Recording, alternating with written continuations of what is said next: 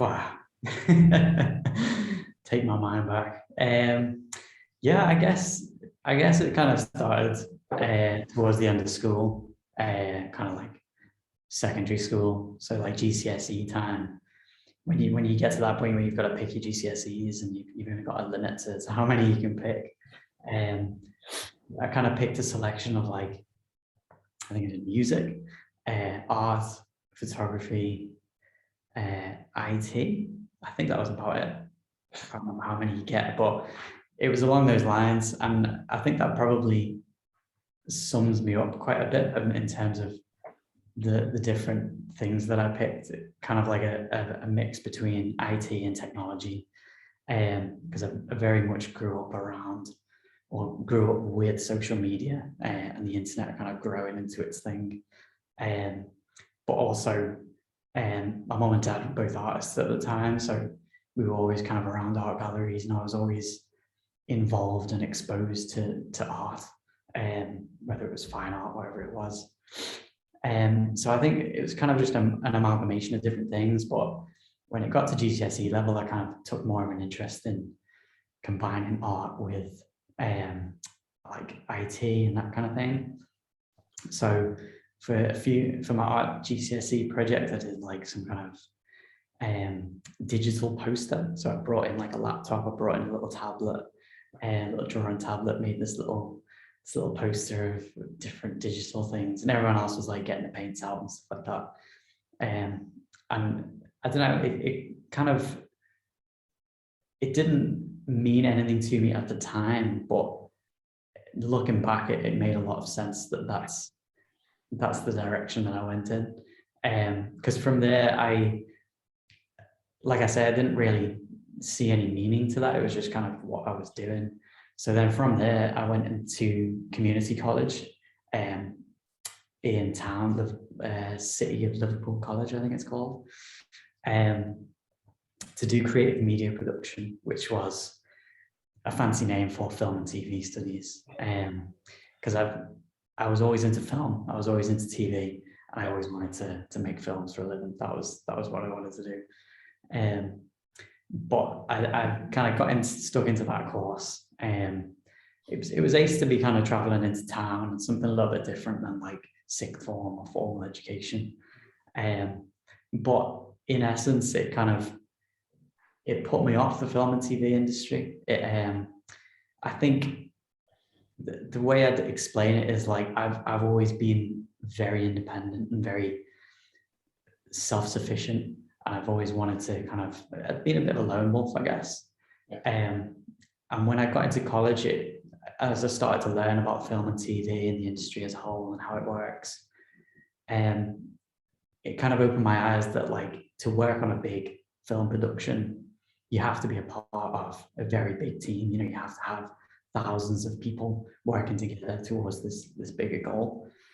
And at the time, it really put me off, because what I enjoyed about film and TV was me going out with a camera, kind of art directing it, doing the cinematography, using the camera, script writing, like taking control of every single part of it.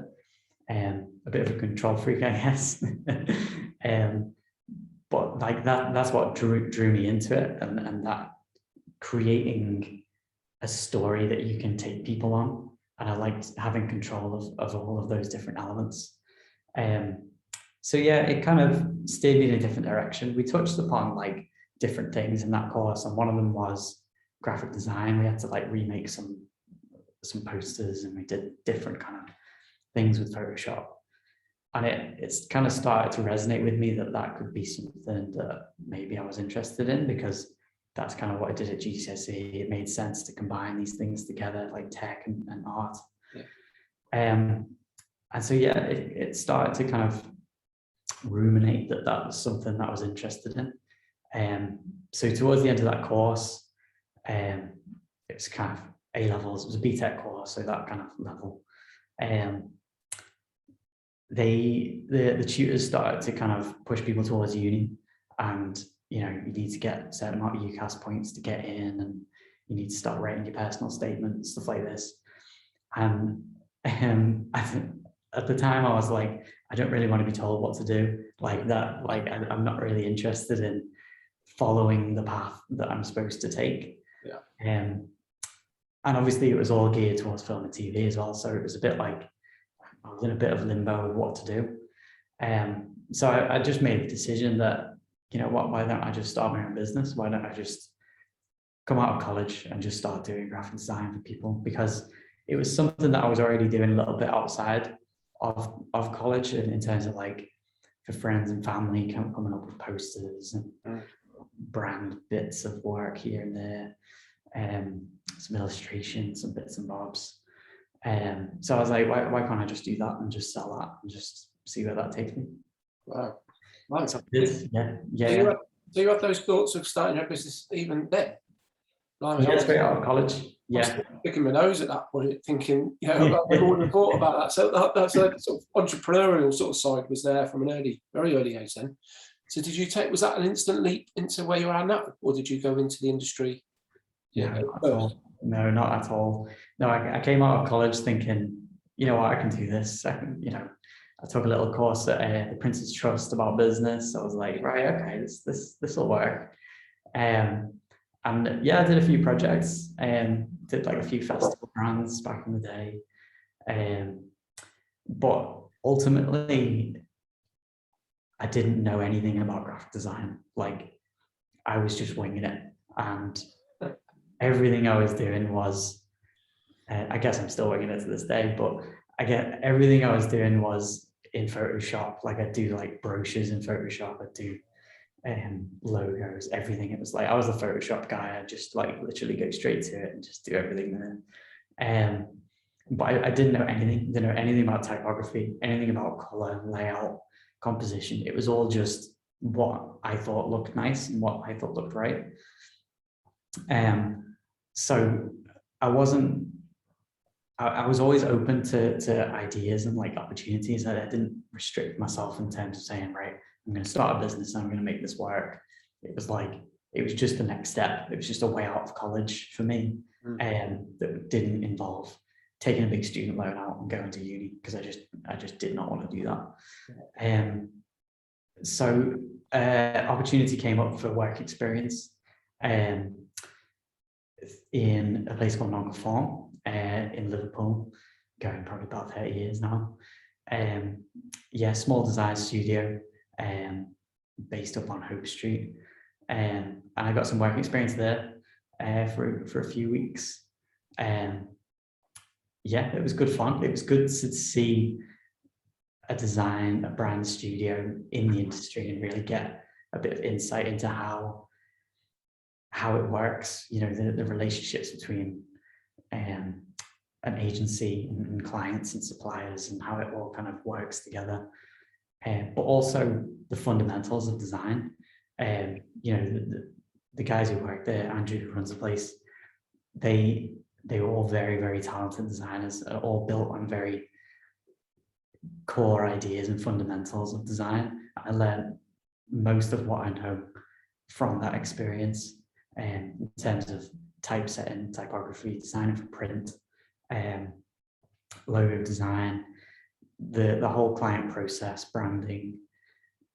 I probably touched upon everything there, and it was an absolute crash course in Adobe Suite, like all that kind of thing. I was just thrown in on like in design. I was like, oh my god, what's going on?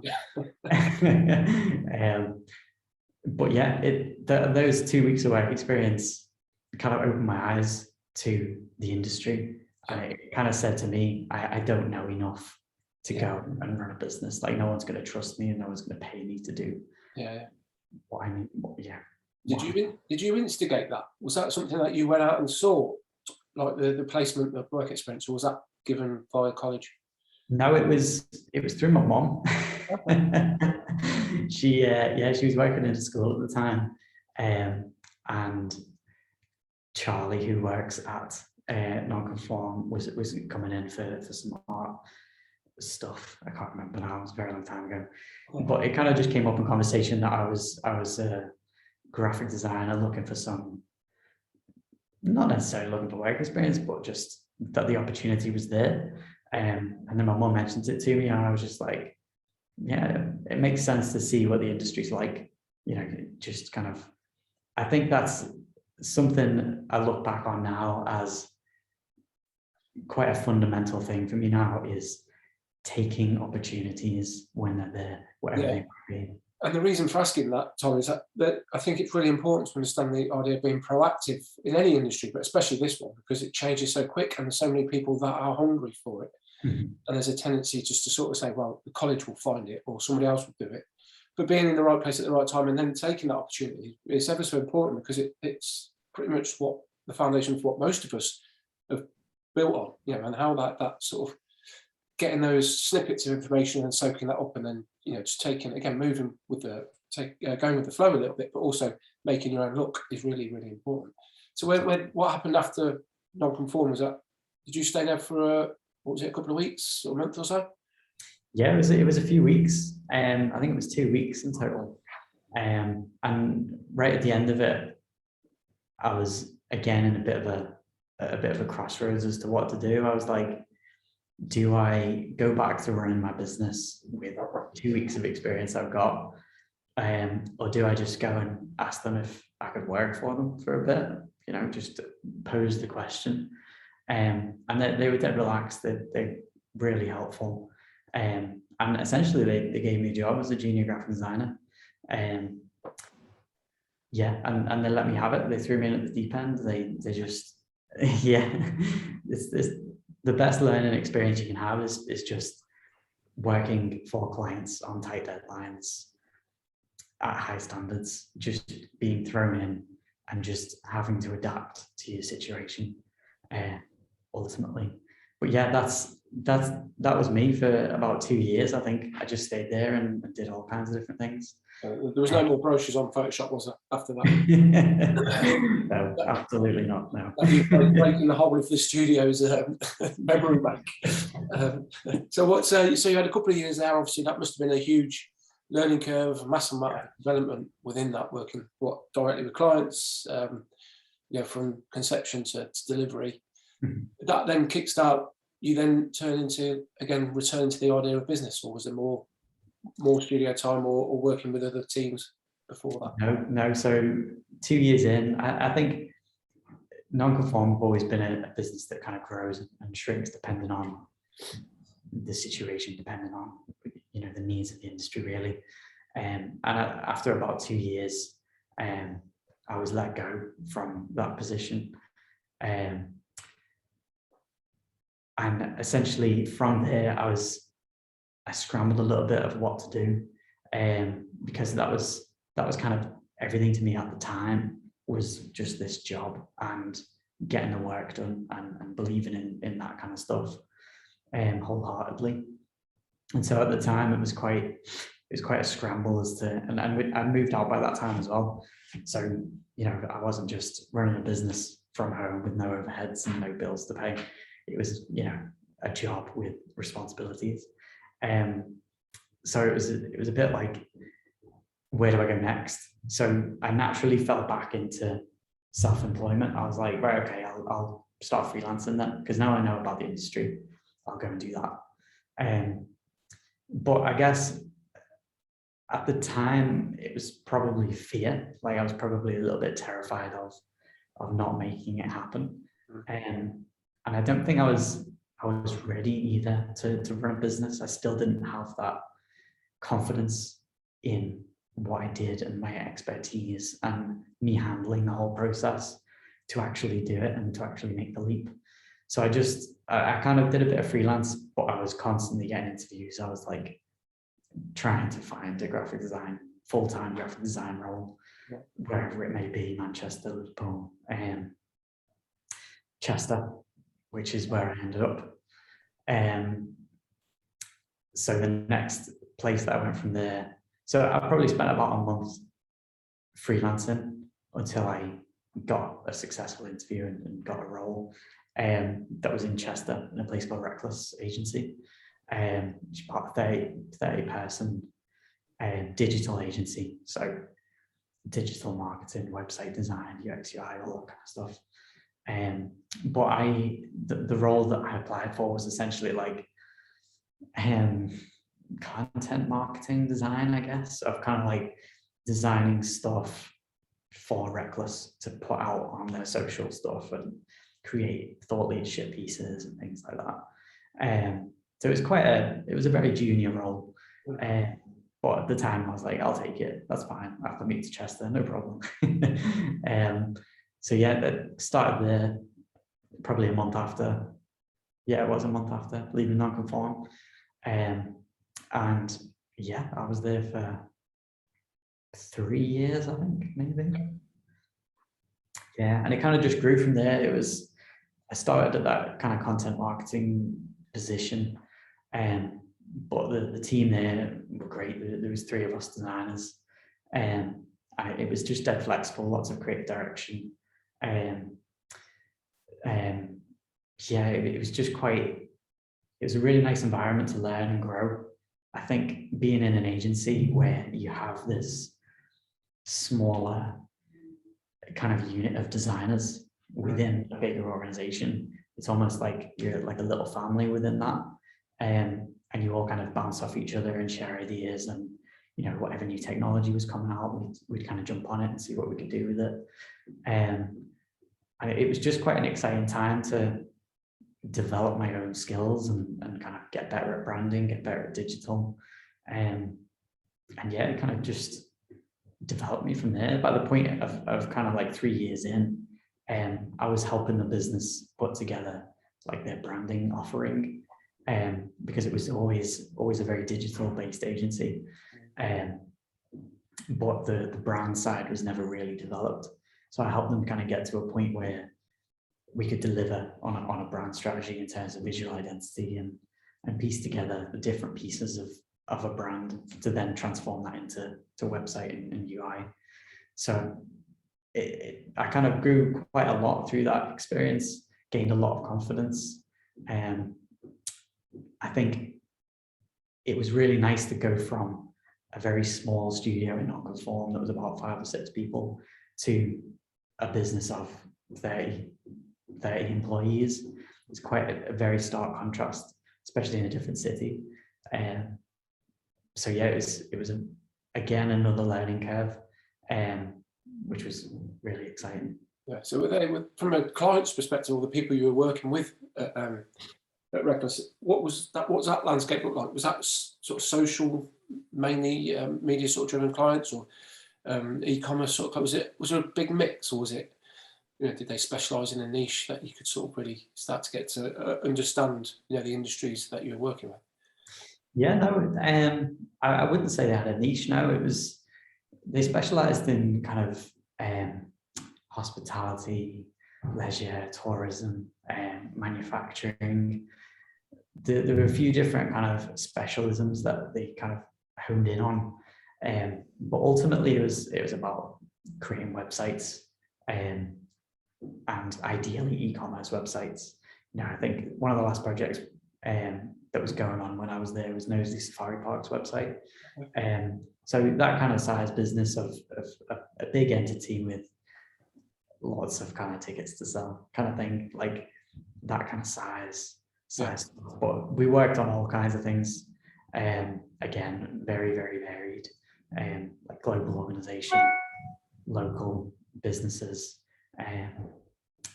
just brand work, just digital work, sometimes just like UX work and mapping out the wireframe of a site and working out user flows and customer journeys and stuff like that. So lots of kind of conceptual stuff, lots of actual design execution. Yeah, no, I reason I ask that is because a lot of the time I find it interesting to know who people work with, because if those businesses tend to be quite creative themselves, it really helps us as designers, isn't it? If you work with industries that have a tendency to be quite sort of formatted and a bit too rigid, it's quite a hard thing to sort of be creative with, isn't it? But like, if you're working in culture, tourism, hospitality, that's naturally a good place to be, a good environment, because it allows, I think it boosts team, maybe subconsciously, but it boosts everybody's morale, and it allows people to be really creative and excited on projects, because it's quite easy to get bogged down in the nitty gritty, especially from the digital side, because it's a lot of data, isn't it? A lot of sort of zeros and ones and all that sort of stuff. It's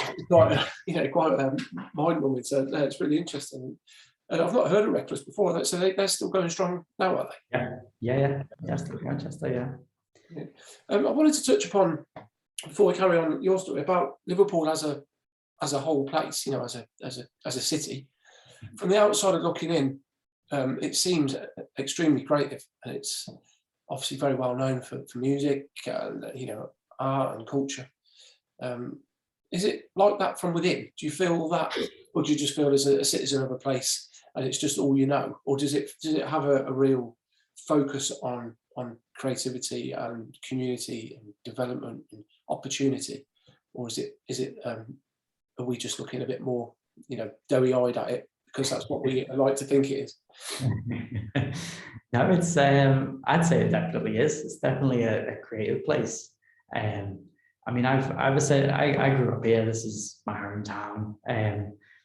Lived here pretty much all of my life. We've moved around the place to Chester, North Wales. But ultimately we keep coming back, keep getting a place somewhere and coming back to live here. I think there is a very strong sense of community. I think the people here are so friendly, and it's kind of just got that warm feeling to it.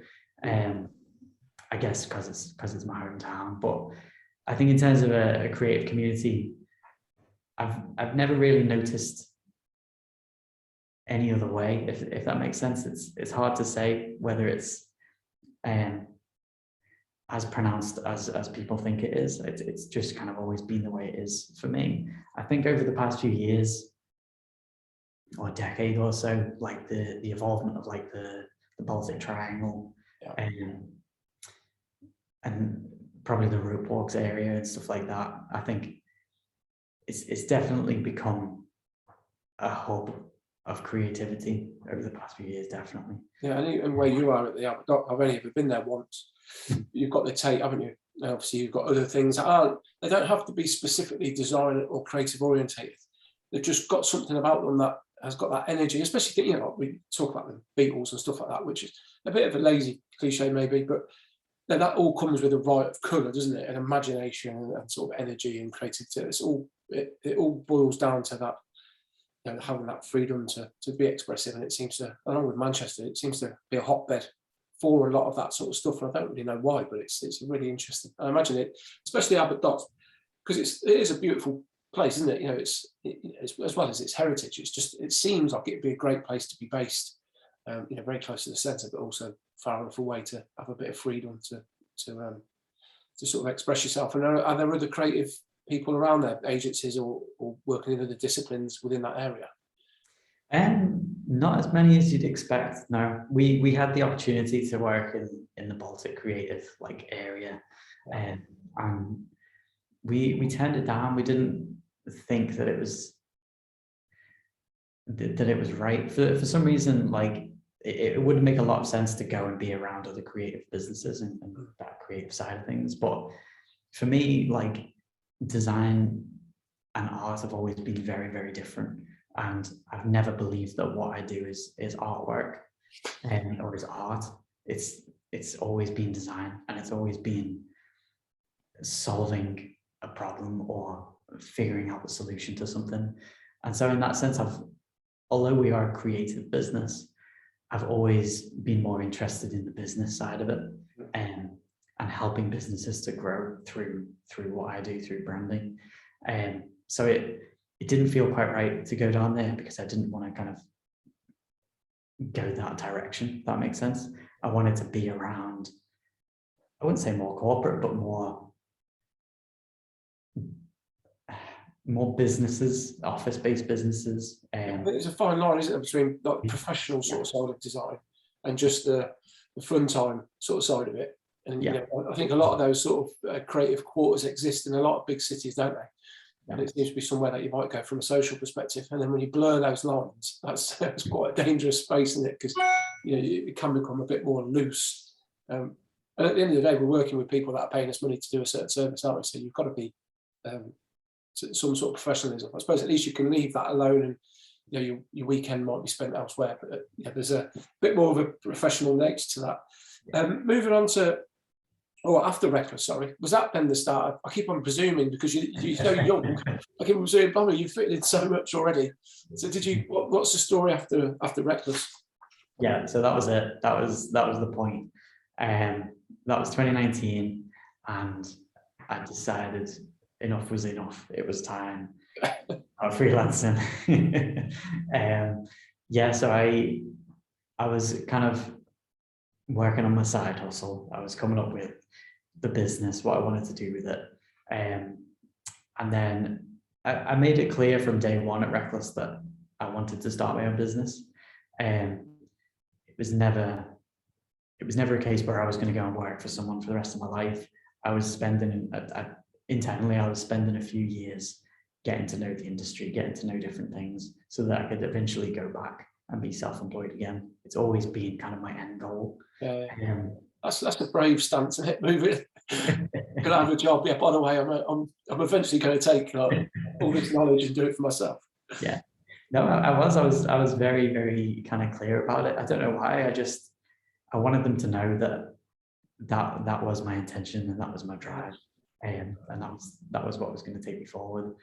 But yeah, 3 years in, I decided to do it, and I said to the team, like, could I have a couple of days freelance and self-employment so that I could start to grow the business, which was a bit of a lifesaver, to be honest, because that was kind of the best way of me building the business. If I just left and then day one I had to do everything, I think it would have been a different story. But I had a solid few months of 2 days a week working on the studio and working on getting clients, building up the business, and just building up enough momentum, really, so that I can move away full time. Which I didn't move away full time until the pandemic hit, actually. So I was working part time, started Redefine at the end of 2019, was working part time right through to March, I think. Yeah, and they asked me to come down to 1 day a week just because it was remote working, and it was probably a little bit disjointed from my part, because of the days of the week that I was working on things and they were trying to plan things in, and it was just it was a bit messy. They just needed some continuity to design work. So they asked me to go down to 1 day, and I was just like, it's just not really, it's going to then impact me because I've got 1 day out of my week where I've got to go and do that. Yeah. So I was just like, why not I just take the plunge? Let's just do it. I'll just go full time into Redefine. So I did. That was it. Probably about March 2020. Not very long ago, really, is it? So throughout that period of working for yourself, sort of bubbling away in the, whilst you're working elsewhere, and even when you came out of college, did you have any sort of principles that you wanted to found it on, or was it a case of just want to work for myself? Let's just go out and try and win work, do whatever comes our way, or were there much more of a foundation, that things that you believe in, or an ethos, or from a moral perspective that you wanted to Redefine to be sort of known as? Yeah, I mean, it's probably a mix between two things. Quality above anything. So designing stuff that is of the highest quality I can possibly produce. If you're making a logo, it needs to be completely bulletproof. Like it needs to work in so many different ways and so many different settings.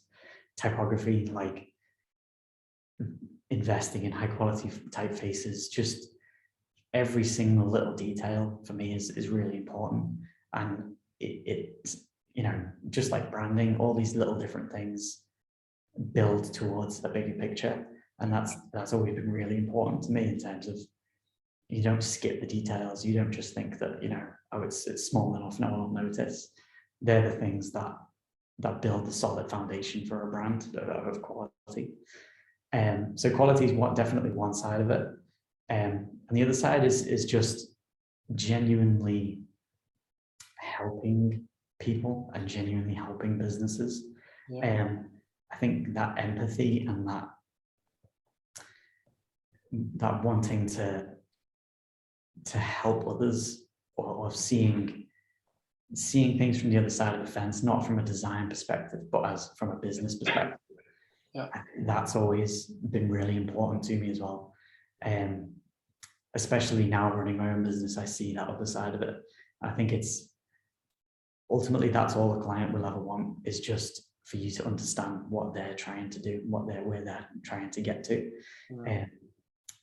So I think that's probably is those two. I can't think of any others. I think high quality, and that empowering clients. They're not bad morals to have, are they? Really, if you feel that per project, or from even your own work, you're in a good space.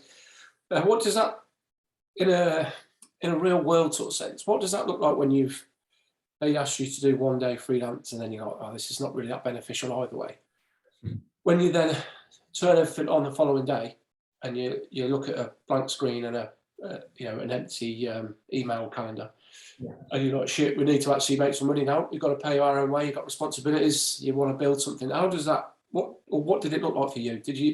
Was it a case of let's reach out to as many people as possible? Let's target specific businesses or organisations or industries, or was it just keep your fingers crossed and hope something happens? I think, it All was of the above. all of the above. And no, it was definitely scary. It's always going to be a scary thing. I think the biggest thing for me was the kind of the scramble mode that you go into, where when you're in a kind of, when you're in your comfort zone, I don't think you really push yourself as far as you can go. But when you're in that kind of on the edge, when you kind of got that responsibility, when you've got no safety net, I guess,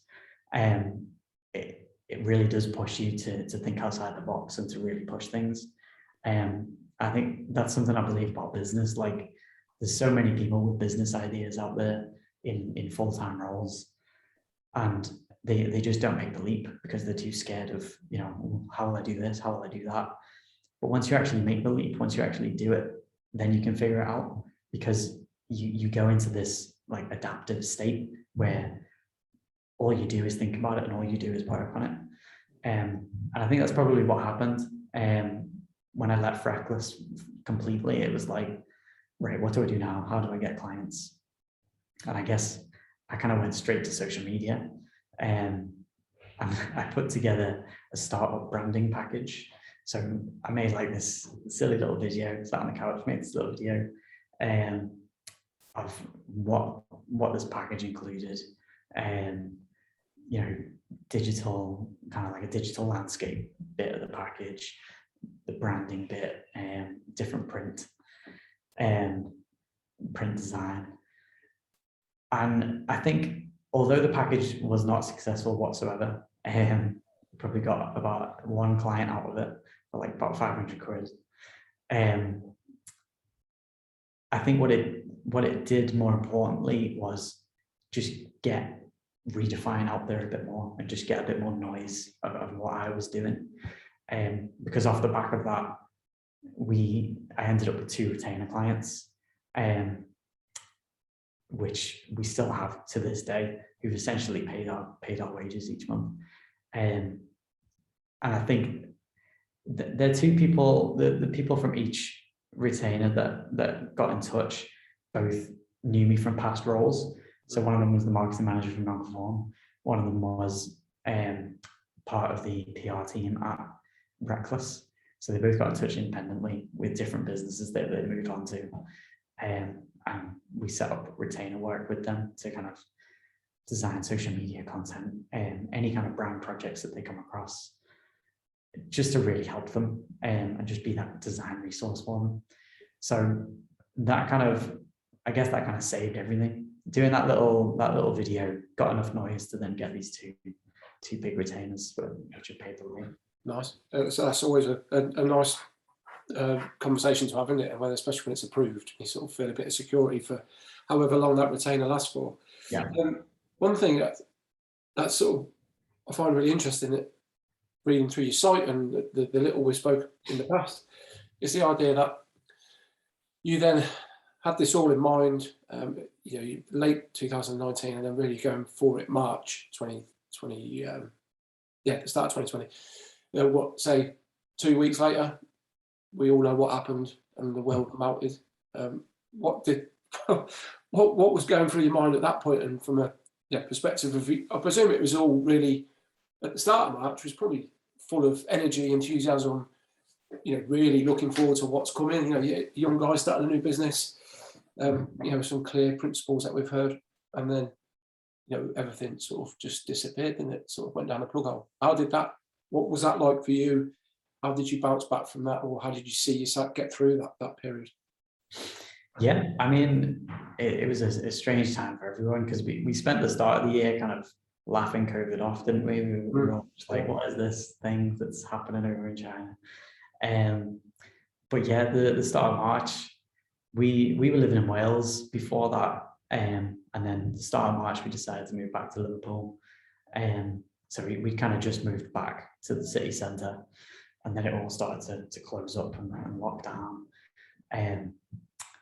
Yeah, I don't know, it was a weird one. And like I say, it's the digital industry and the branding industry were, I wouldn't say unaffected, but because there was this huge shift towards digital, like we were all jumping on Zoom, we're all doing things online, there was kind of this huge need for digital design, because that's where everyone was. Whereas before that, it was very mixed. Like people weren't doing calls online. It was a lot of the time it was in-person meetings. People were seeing advertising and stuff whilst they're on their commute. Stuff like that just disappeared really overnight, and it all ended up online. So a lot of what I was doing kind of fell to the wayside in terms of print design and things like that. But branding and digital stuff, especially kind of social media content, just picked up massively. So I was never really that scared that the work would dry up, or that the lockdown was going to massively impact it. We were always very, very fortunate that our industry wasn't really that too affected. Otherwise, I think, I would have been in a bit of a state, especially starting a business about 4 months in. Maybe potentially an upside to that then is being so fresh, is that the agility that you have to move and quickly change with times, going much more digital focused. And particularly being a younger creative, that digital world, it wasn't like you've gone from print and tradition to all these mixed new niches, etc., or different technologies. You've always been surrounded by that, haven't you? So, I suppose you're having a personal understanding of heavy understanding of things like social media or technology and film and TV through your past. I suppose that really helps from a modern business perspective, surely. Yeah, absolutely. Yeah, it's like I say, I've always been around like social media and the internet and technology. It's kind of just been second nature. But definitely working at Reckless opened my eyes to stuff like Sketch, just like how to design a website properly, and how to do it so that a developer can take it and build it. And social media content, just the more of it you do, the better you get at it, the more you understand the platforms and how people digest content. I think ultimately you can only design stuff for people that you can kind of relate to and understand that other side of the fence. And I've always been on social media. It's always been something that I've been connected to. So I can kind of resonate with how it's digested and understand how people connect with it. And I think that's where the best design comes from, is when you can truly understand the audience that you're designing for. I think is ultimately the best place that you can get to. Yeah, that's what when you boil it all down, that's what we're trying to do, isn't it? At its core, it's for us to ask why and all those sort of questions and come up with something that solves the problem, as opposed to just looking pretty or that's just quick or cheap. There's that tendency, isn't there? That mentality of downloading things off Shutterstock, which are just generic photos of blonde-haired, blue-eyed white people. And it's that was a bit of a thing of the past now, and we've got to be very we've got to be very conscious about who we're talking to, haven't we? Because communication is key in all of this. From a perspective of where you're at now, again, I'm very conscious of sort of saying these are very condensed timelines that we're talking about in terms of, you know, only last year. So what, 18, sort of nearly, yeah, 18 months or so, isn't it, since you probably went solo? What does that look like where we're at now? We're coming out, hopefully coming out of, fingers crossed, the winter's going to be a bit more positive from a COVID perspective. But what does that look like for the business? Is it, you've recently moved to a new space? Your team is now 3 deep, isn't it? Yeah. Clients are growing. Stuff that I see on the website and the files that you sent me look incredible in terms of, you know, the depth of what you produce. Is that just take it as it comes, or is it bigger plans? Is it growth? Is it just you know, consolidating and just sort of being happy to still be there? Yeah, I mean, it has grown fast. I think with all the lockdowns and with all the kind of the downtime in terms of not being able to be so social and having these other things to do, I think we've kind of knuckled down and focused on the business quite a lot. So maybe that time has helped quite a lot with growth and with just solidly working on, you know, not just client work, but marketing the business and positioning Redefine as an expert in what we do. I think there's been a lot of time to do that, which has probably helped quite a bit. In terms of like future growth and what's next, I think I don't envision Redefine becoming a big agency. I don't ever really want to take it in that direction. I always want it to be a small studio, a close-knit team of designers, hopefully, who share the same passion, who share the same kind of dedication to the craft of those things of quality and of empowering clients and genuinely caring about people that we work for and helping them to grow their business. And so to me, it doesn't really matter how big we get within a limit.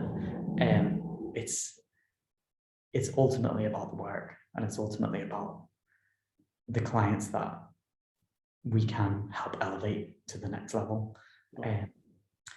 But yeah, it's been a bit of a roller coaster, albeit only a few years. But yeah, I can't advocate for self-employment and running your own business enough. It's really kind of changed my life in terms of you either fit into an employed role, you either fit into that kind of routine of that 9 to 5 or whatever it is, or you don't. And once you try self-employment, you can't really ever say it's for you. But I think if it is for you, you'll never go back. Once you get to my age, you regret it every 5 minutes. No, not that bad. But you know, you do start to have wobbles every now and then. But I think just sort of having that longer term vision is really helpful to sort of try and alleviate some of the stresses that come your way, and especially things like a crisis that we face. It's nobody's fault, is it, so to speak? We didn't know how bad it was going to be. So you know, if you got the time to be able to plan a little bit further ahead, you can sort of stick to your guns a bit and sort of believe in what you're trying to achieve. I think you probably just answered that, but for anybody tuning in or watches this in future, that is thinking about taking that leap, that's maybe a little bit tired of the 9 to 5, or just has an idea of their own. Is there any one thing that you'd say is, I think if I was you, I'd imagine looking back at the notes would be just go for it. But I mean, is there anything more to that you could add? Yeah, I'd probably say nothing's ever perfect. You can't ever finish something. You know, I've seen so many projects over the years that I've worked of like not releasing something or not doing something until it's right, if you know what I mean. Like, for example, putting a website together with a portfolio on it. It doesn't need to be perfect. It's never going to be perfect. It's just a case of get something out there, if you know what I mean. Just do it, and then you can figure stuff out along the way. But at least there's something out there for people to kind of connect with. So other than that, I'd probably say just make a leap. Yeah, I think it's great advice, because I think there's a tendency to be that way, isn't there? That, you know, you can overthink things, you can, you know, you'd be afraid of what people might sort of say, but to get the ball rolling is a very good place to sort of sort of start to believe in it and validate it and get people's opinions and feedback, isn't it? It's got to start somewhere. So I think on that note, Tom, notice that the time again, we've rapidly gone through that. That's a click of your fingers and it's finished, but I appreciate your time, and it's been great. Yeah. Hear more about you and the studio, and it can only go upwards, I hope, from here for you guys, and it'd be good to check in a couple of years when you're 30 people strong and that little studio is blossom and you keep on redefine, which is quite an interesting concept. But yeah, I appreciate that. Have a great week, and thank you to everybody that tuned in. Hope you got as much out of that as I did, and we'll see you all again soon. Fantastic. Take care. Thank you, Tom. Speak to you soon, mate. Ta-da. Bye.